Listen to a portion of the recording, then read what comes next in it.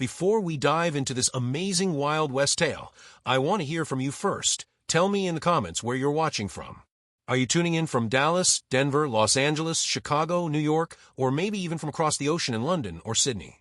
I love seeing how far these stories travel, and every comment makes this journey feel even more connected. Snow fell in slow, silent curtains, each flake catching pale morning light before vanishing into the white that buried the earth. The train station stood alone in that wilderness, its wooden roof heavy with frost, its benches rimmed with ice. No whistle cut the air.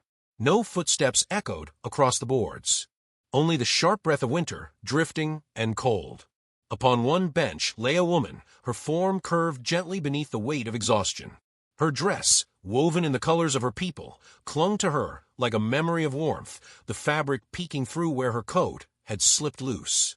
One hand pressed faintly against her rounded belly, guarding life yet to come.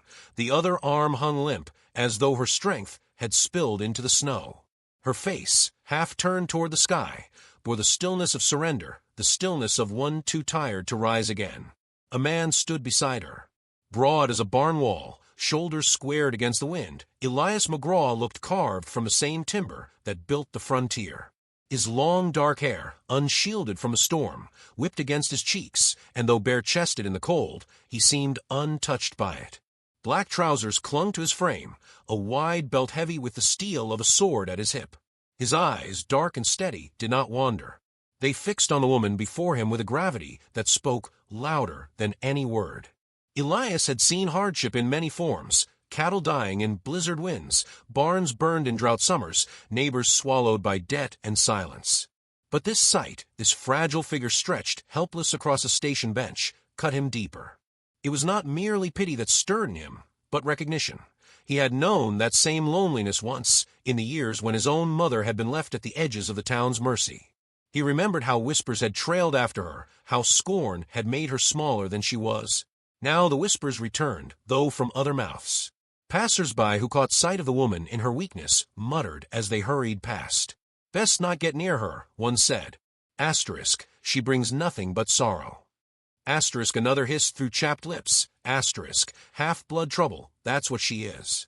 Don't let her under your roof, Elias." Asterisk, their eyes slid to him, expecting agreement, demanding judgment. But Elias did not speak. Silence, thick as snow, filled the space where words might have been. He only shifted, his boots creaking against the frozen planks, and lowered himself until he stood closer to the woman's side. With a motion almost tender, he brushed the melting flakes from her dark hair. His fingers, rough from ranch labor, lingered only a moment before he pulled his heavy wool coat from his shoulders. He laid it over her body, tucking it around her arms with the care of a father shielding a child. The woman stirred faintly, eyes fluttering beneath half-closed lids. For an instant, her gaze met his, a flash of fear, of shame, then of something softer, though it vanished as quickly as it came. She turned her face away, lips pressing tight. She did not ask for help, and he did not offer it aloud. Instead, the unspoken passed between them, her pride, his quiet refusal to abandon. Day drained into night, and still the train did not come. The wind sharpened. Elias lifted the woman in his arms, her body light against the breadth of his chest, and carried her through the storm. His cabin lay beyond the trees, fire waiting, broth on the stove. Step by step, snow swallowing his tracks, he brought her into the fold of his keeping. Inside, shadows of flame flickered against log walls. He laid her upon his bed and fed her spoonfuls of broth, patient as stone. She resisted at first, shaking her head weakly, but his persistence was gentle, never pressing, never demanding. Each time she took a mouthful, her eyes flicked up at him, measuring his intent. Elias gave no explanation, only a steady presence, a silence that felt less like emptiness and more like promise. By the time the fire burned low, she slept with deeper breath, and he sat nearby, sword across his lap, gaze fixed on the door. Outside, the storm thickened. Voices carried faint through the snow, men from town, searching, whispering his name. They had followed him, their suspicion trailing him like wolves. Through the window, shadows moved, lanterns bobbing in the dark. The woman stirred again, sensing unease. Her eyes widened at the glow of men beyond the glass. She clutched her belly, trembling. Elias rose, his frame filling the space, hand settling on his sword hilt. No word passed his lips, no explanation reached her ears. He simply stood between her and the door, silent as stone, the storm howling around them. And in that hush of firelight and snow, the question lingered: what would come of this defiance, and how long could one man's silence hold back the judgment of an entire town? Dawn broke in muted shades of gray. The storm's fury laid quiet, though snow now pressed heavy against the cabin walls. Inside, the fire had smoldered to embers, painting the air with a dim orange glow. The woman stirred, her breath uneven, her hand instinctively guarding the swell of her belly. Elias sat in the corner, still and broad, as if he had not moved through the night. His eyes never left the window, where shadows of lanterns had flickered hours before. The town had not entered, but their judgment lingered like frost on the glass. She whispered his name at last, hesitant, fragile. Elias. The sound was a plea, though shaped by resignation. She told him she should leave before the town's anger burned hotter. She would not see him ruined for sheltering her.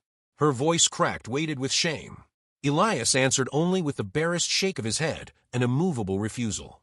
The silence stretched between them, vast as the snowfields outside, but in that silence was a vow. She would not be cast out again. By midday, the quiet was broken. Hooves clattered beyond the tree-line, and men's voices rose in a low chorus. Elias stepped outside, bare chest steaming in the bitter air, sword strapped to his side. The crowd gathered near his porch, their faces etched by cold and contempt. One man called out, "She'll bring nothing but ruin, Elias. Don't tie yourself to her shame." Another barked, "We won't have her curse upon this town." Elias did not answer. He stood in the snow, unflinching, his gaze level and piercing. The wind cut across the clearing, and the murmurs faltered. His silence unsettled them more than threats could have. At last, the men scattered, their voices swallowed by distance, though the poison of their words remained. Inside, the woman Ahiana sat by the fire, trembling. When he returned, she lifted her eyes and, with effort, spoke of her past. The child's father had been taken in violence, leaving her a widow before she could be a wife. Fear consumed her, that her child would inherit nothing but scorn, marked forever as unwanted. Her confession hung heavy in the air, but Elias met it with a quiet that steadied rather than condemned. He lowered himself to the floor before her, and placed his calloused hand gently over hers, resting atop her belly. His palm was warm, firm, a silent promise that her burden would not be borne alone. The following day, Elias led her into town. The snow had cleared, revealing streets rimmed in ice, and faces turned sharply toward them. Ahiana walked with her head bowed, shame tugging at her shoulders, but Elias's stride was steady, unbending. Whispers spilled from porches and shop fronts, each syllable a lash. He did not waver. Instead, he guided her to the steps of the church, where he had placed bundles of food and blankets upon his wagon. With deliberate calm, he handed them to her, letting the town see not a curse, but a woman in need, a mother-to-be. Children were the first to break the silence. Small hands reached for hers, curiosity softening what suspicion could not.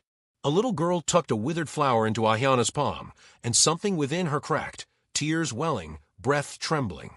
For the first time in many days, she lifted her face. The townsfolk, caught between old prejudice and the weight of Elias's unwavering presence, shifted uneasily. A drunk ranch hand, bold in his bitterness, sneered from the edge of the crowd. He spat in the snow and muttered, "Filth doesn't belong on our steps." His words cut sharp, and the crowd drew a collective breath. Elias stepped forward. He did not draw his sword. He did not raise his fist. He only fixed his eyes on the man, a stare as cold and heavy as iron. The drunk faltered, his bravado crumbling beneath the rancher's silence. Shame bent his shoulders, and he slunk away, muttering into the snow. In the hush that followed, something shifted. The crowd no longer pressed against them. Instead, it leaned back, softened, uncertain. Ahiana's tears slid freely, but her hand lingered within Elias's, not from fear but from recognition. This man had chosen to stand, not for pride, but for her. For the child she carried. Snow began again, light and endless, dusting roofs and coats. Elias walked her back toward the station bench where he had first found her, only this time the bench did not speak of despair. It became a place of gathering. Townsfolk, hesitant but moved, began to approach with gifts of bread, blankets, words less harsh than before. The station, once hollow and cold, filled with warmth not from the fire, but from the turning of hearts. Elias stood beside her, the giant made larger not by muscle, but by the weight of his choice. Ahiana, weary yet luminous, pressed a hand to her belly and closed her eyes. For a moment, the world seemed to pause, snow drifting through still air, silence heavy yet hopeful.